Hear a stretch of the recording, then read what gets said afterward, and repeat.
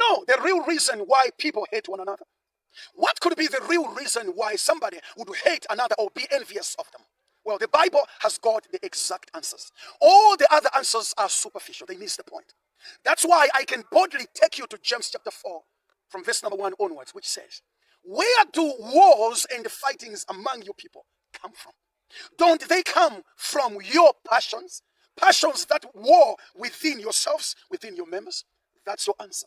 Hatred, envy, jealousies, all these are toxic passions, and they war within people. Now, when they mature and they abound, they begin to spill over and to overflow. That's when they begin to affect other people.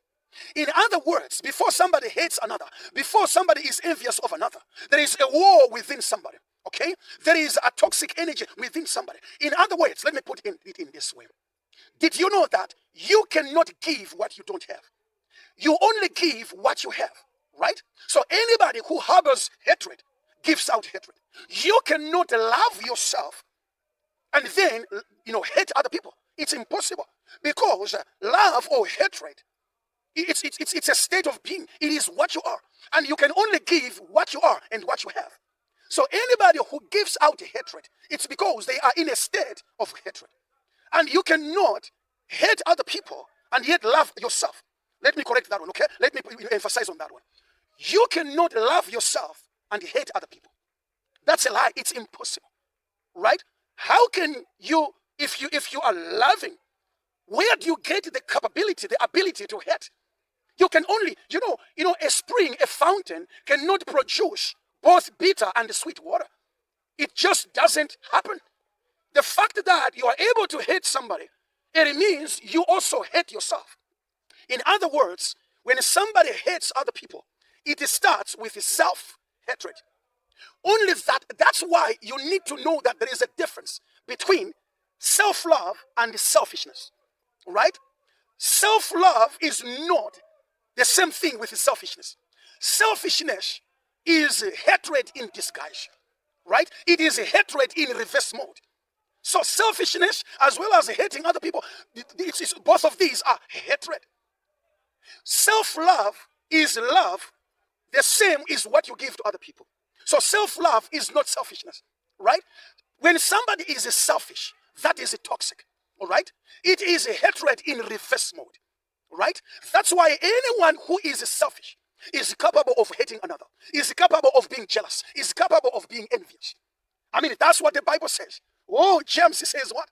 Where do wars of hatred, jealousies, envy, pride, and all sorts of things come from? They come from within. They are passions that come from within, and they are at war within us, within those people. And when these abound, they spill over, they overflow, and they begin to affect other people. We begin to project them towards other people. Listen to me. You can only project to other people what you have, what you are. If you don't love yourself, you won't also be able to love other people.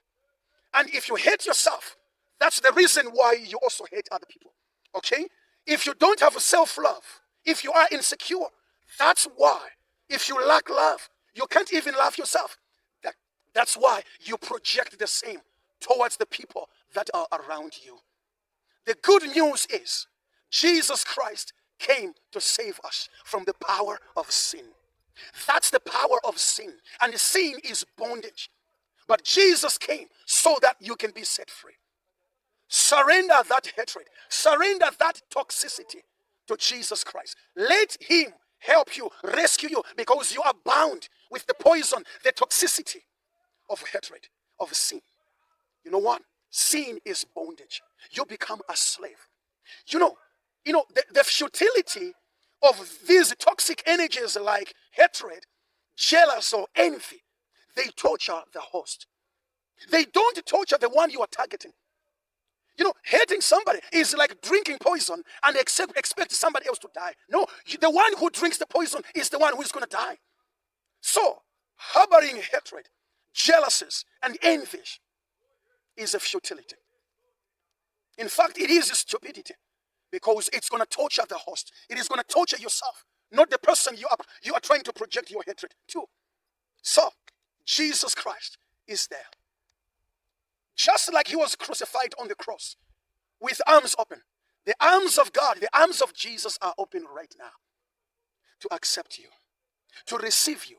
He says, come to me, all you that are heavy laden, and you are laboring. Hatred is laboring. Okay, it's a prison. It's a work without pay. Let go of it and live a free life. This world has got enough troubles. Do not add toxicity. Do not add toxic energy to the already problems of this difficult world, this cruel world. Choose to live free. Choose Jesus Christ. Stay blessed. Be Christ-wise.